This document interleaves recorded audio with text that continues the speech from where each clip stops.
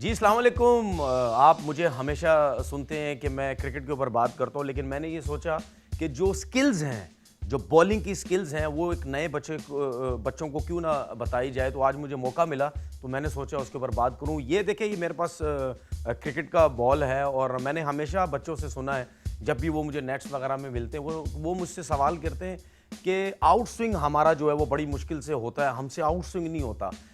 उसकी सबसे बड़ी पहले ये बता दूं, देखें आउट स्विंग की जो ग्रिप है वो ये ग्रिप है, ठीक है। ये देखें, कितनी दफ़ा आपने प्लेयर से, बॉलर से सुना होगा कि आपकी जो सीम की पोजीशन है वो फर्स्ट स्लिप की तरफ रखें या सेकंड स्लिप की तरफ रखें।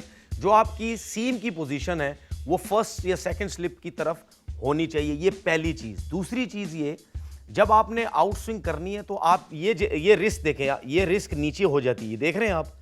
जब आपने आउट स्विंग करना है तो आपकी रिस्क की पोजीशन ये ऊपर की तरफ होनी चाहिए। ये जो जगह है, इसको जिसको हम अपनी ज़बान में हथेली बोलते हैं, ये इस पोजीशन में होनी चाहिए और ये बिल्कुल बैट्समैन की सीध में होनी चाहिए। जब ये पोजीशन बैट्समैन के सामने होगी तो आपकी रिस्क जो है वो यूं नीचे नहीं गिरी होगी, यूं ऊपर की तरफ आएगी। हमेशा ये देखिएगा या इस चीज़ को कंट्रोल करिएगा, जब आप रनअप में भागते हैं तो आप मेरी रिस्क की पोजीशन देखें। ये जो चीज़ है, ये मेरी हथेली बैट्समैन के सामने है। आप रिस्क को यूं ऊपर उठा के भागें, इसको यूं नीचे रख के मत भागें।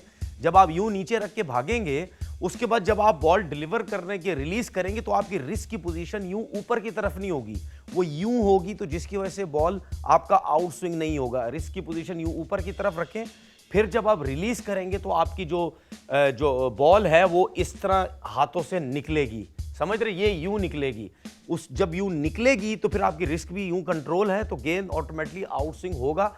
इस आउट स्विंग के साथ या रिस्क कंट्रोल करने के लिए एक और चीज़ याद रखिएगा, जब आप अपना गैदर पे जाते हैं, ये जो आप अपना एक्शन है इस पे जब जाते हैं, जब आप रिलीज करते हैं तो ये जो आपका हाथ है, ये कोशिश करें और हेड जो है, हेड आपका यूं गिरा हुआ ना हो। जब आपका हेड गिरेगा तो आपका हाथ ये ऑटोमेटिकली ये जो शोल्डर है इससे बाहर चला जाएगा।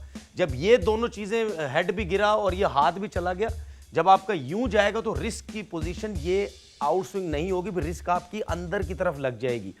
ये हाथ और ये हेड ये सीधा हो और हाथ बिल्कुल, ये मेरा हाथ देखें, ये बिल्कुल बैट्समैन के सामने यूं गिरना चाहिए। जब ये चीज़, हर चीज़ अलाइनमेंट हो, सीधी होगी, तो आपकी जो रिस्क है वो फिर प्रॉपर, जो मैंने पोजीशन बताई है उस पोजीशन में रहेगी और आउट स्विंग बड़ा ज़बरदस्त होगा। इसी तरीके से जब आप इन स्विंगर करते हैं, इन स्विंग के लिए आपकी जो सीम है वो फाइन लेग की तरफ होनी चाहिए, ठीक है। ये आउट स्विंग की सीम हो गई, ये इन स्विंगर की सीम हो गई। जब आप इन स्विंग भी करते हैं उसमें भी आपकी रिस्क की पोजीशन ऐसे ही होनी चाहिए। उसमें भी आपका हेड और जो शोल्डर है वो नहीं गिरना चाहिए। शोल्डर बिल्कुल बैट्समैन की सीध में हो, हेड बिल्कुल स्टिल हो। फिर जब आप बॉल रिलीज करेंगे उसमें फिर आपकी जो इन स्विंगर है या आपकी जो रिस्क है वो गिरेगी नहीं। आपकी बॉल एक्यूरेट इन स्विंग सीम की, जो आपने सीम सेट की हुई होगी उसी में जाती है। अब इसमें कुछ चीज़ें बड़े काम की होती हैं।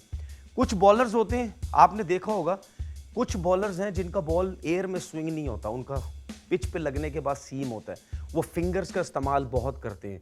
अब मेरा जो एक्शन था, आपने शायद देखा हो कि मेरा बॉल कट होके जब अंदर आता था इन स्विंगर के लिए, मैं इस फिंगर्स को, ये जो मेरी फिंगर है, इस फिंगर को, जब सीम मेरी फाइन लेग की तरफ होती थी, लेकिन जब मैं रिलीज करता था, रिलीज में इस फिंगर को, ये वाली जो मेरी फिंगर है, इस पे लोड डालता था। जब लोड डालता था तो गेंद की सीम की पोजीशन जो है वो यूं जाती थी, लोड डालने के बाद फाइन लेग की तरफ जाती थी, उसमें बॉल मेरा लगने के बाद कट होता था।